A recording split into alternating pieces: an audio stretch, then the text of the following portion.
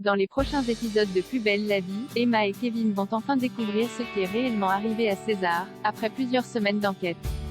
Cette nouvelle tragique va les bouleverser à jamais. C'était l'une des intrigues que les fans voulaient voir se boucler avant l'arrêt définitif de Plus belle la vie en octobre dernier, alors qu'il avait fait chanter Jacob, Christophe Morillon, dans l'espoir de tuer Baptiste, Brian Trésor, César, Grant Lawrence, voyait son plan se retourner contre lui quand le tueur en série avait commencé à menacer ses proches. Afin de les protéger, le jeune homme avait accepté de mourir.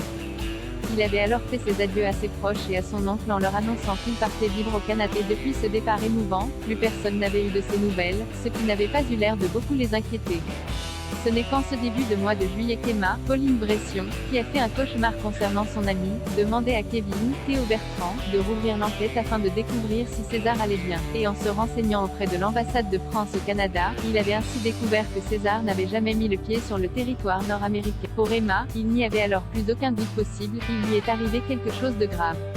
Elle et Rocha décidaient alors de porter plainte pour disparition inquiétante.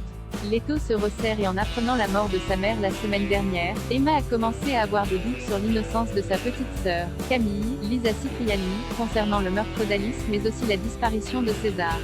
Elle a ainsi convaincu Kevin d'enquêter sur sa petite amie. Au fil des jours, les deux amis vont faire des découvertes inquiétantes.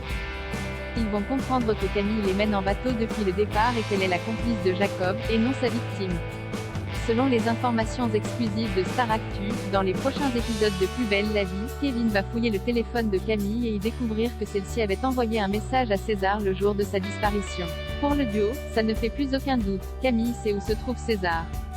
Ils vont alors s'allier pour l'amener à confesser ses meurtres. Une confession bouleversante. Kevin et Emma vont avoir l'idée de tendre un piège à Camille en l'emmenant dans un mobil-home que le jeune homme a loué pour les vacances. Une fois sur place, les deux enquêteurs en herbe décident d'y enfermer Camille jusqu'à ce qu'elle dise la vérité, mais elle reste murée dans le silence. Kevin va alors supplier sa petite amie de dire la vérité au nom de leur amour.